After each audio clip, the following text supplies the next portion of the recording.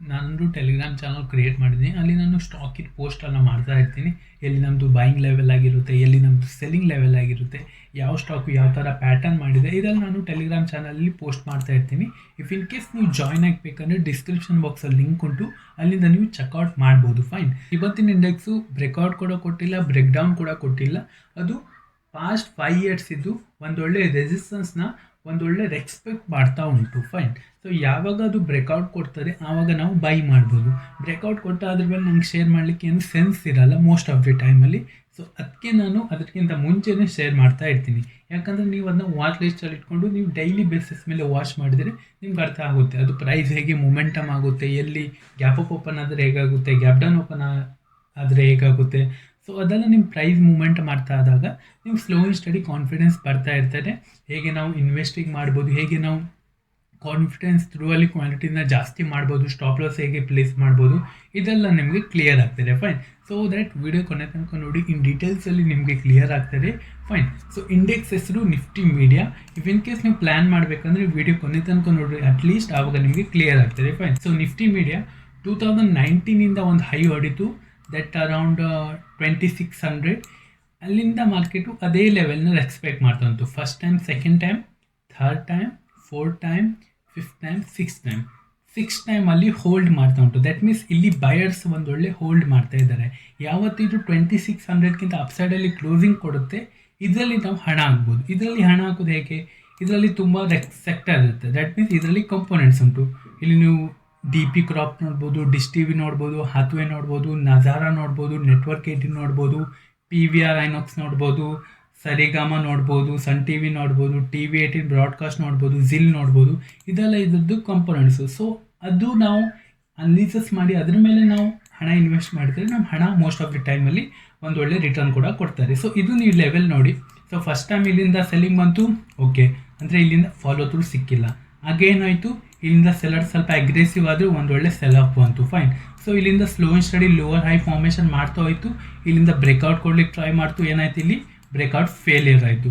Again ಇಲ್ಲಿಂದ breakout ಕೊಡ್ಲಿಕ್ಕೆ try ಮಾಡ್ತು, ಅಗೇನ್ ಇಲ್ಲಿಂದ ಬ್ರೇಕ್ಔಟ್ ಫೇಲಿಯರ್ ಆಯಿತು. So slow and study selling ಕೂಡ ಬಂತು. ದೆನ್ ಈಗ ಏನು ಮಾಡಿದೆ ಅಂದರೆ ಈಗ ಹೋಲ್ಡ್ ಮಾಡಲಿಕ್ಕೆ ಟ್ರೈ ಮಾಡ್ತಾ ಉಂಟು. ಫೈನ್. ಯಾವಾಗ ಇದು 2600ಕ್ಕಿಂತ ದಟ್ ಮೀನ್ಸ್ ಫಾರ್ ಎಕ್ಸಾಂಪಲ್ ಈಗ ನೆಕ್ಸ್ಟ್ ವೀಕಲ್ಲಿ ಅರ್ಥ ಮಾಡ್ಕೊಳ್ಳಿ, 26ಕ್ಕಿಂತ ಅಪ್ಸೈಡಲ್ಲಿ ಕ್ಲೋಸಿಂಗ್ ಕೊಡ್ತಂತ ಇಟ್ಕೊಳ್ಳೋಣ.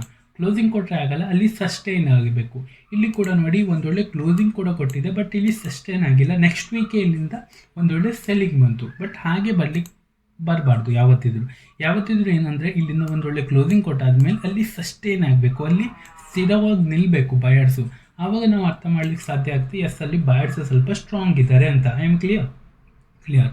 ಸೊ ಇಲ್ಲಿಂದ ನೀವು ನೋಡ್ಬೋದು ಒಂದೊಳ್ಳೆ ಸೆಲ್ಲಿಂಗ್ ಬಂತು ಆ್ಯಂಡ್ ಇಲ್ಲಿಂದ ಏನಾಗಿದೆ ಅಂದರೆ ಲೋವರ್ ಹೈ ಫಾರ್ಮೇಷನ್ ಮಾಡ್ತಾ ಉಂಟು. ದಟ್ ಮೀನ್ಸ್ ಇಲ್ಲಿ ಬಯರ್ಸ್ ಒಂದೊಳ್ಳೆ ಹೋಲ್ಡ್ ಮಾಡ್ತಾ ಇದ್ದಾರೆ. ಯಾವಾಗ ಇಲ್ಲಿ ಫ್ಲ್ಯಾಟ್ ಓಪನ್ ಆಯಿತು, ಇಲ್ಲ ಗ್ಯಾಪ್ ಅಪ್ ಓಪನ್ ಆಯಿತು ಅಂದರೆ ನೆಕ್ಸ್ಟ್ ವೀಕ್ ಕೂಡ ಒಂದೊಳ್ಳೆ ಮೂಮೆಂಟನ್ನು ಎಕ್ಸ್ಪೆಕ್ಟ್ ಮಾಡ್ಬೋದು ನಾವು, ರೈಟ್? ಸೊ ಈ ಮೂಮೆಂಟನ್ನು ಎಕ್ಸ್ಪೆಕ್ಟ್ ಮಾಡಲಿಕ್ಕೆ ಜಸ್ಟ್ ನೀವು ಇದು ವಾಚ್ ಲಿಸ್ಟಲ್ಲಿ ಇಟ್ಕೊಳ್ಳಿ. ಒಂದೊಳ್ಳೆ ಮೂಮೆಂಟಮು ಇದರಲ್ಲಿ ಕೊಡ್ತಾರೆ.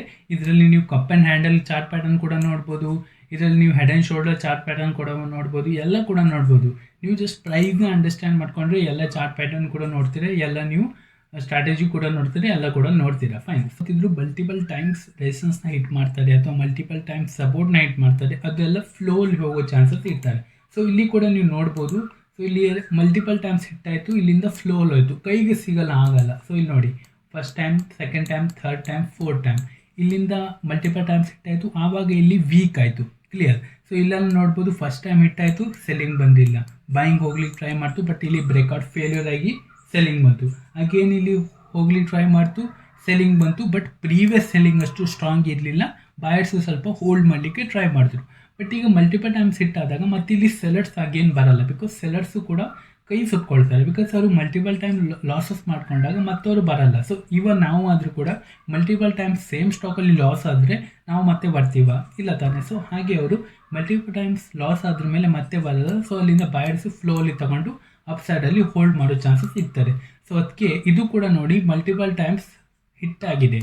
First time, second time, third time, fourth time, fifth time, sixth time ಕೂಡ ಹೋಲ್ಡ್ ಮಾಡಲಿಕ್ಕೆ ಟ್ರೈ ಮಾಡ್ತಾ ಉಂಟು. ಯಾವಾಗ ಇದರಿಂದ ಅಪ್ಸೈಡಲ್ಲಿ ಬ್ರೇಕ್ಔಟ್ ಕೊಡ್ತಾರೆ, ಕ್ಲೋಸಿಂಗ್ ಕೊಟ್ಟು ಸಸ್ಟೈನ್ ಮಾಡ್ತಾರೆ ನೆಕ್ಸ್ಟ್ ವೀಕು, ದಟ್ ಮೀನ್ಸ್ ಈ ವೀಕು ಒಂದೊಳ್ಳೆ ಕ್ಲೋಸಿಂಗ್ ಕೊಡ್ತಂತ ಇಟ್ಕೊಳ್ಳೋಣ.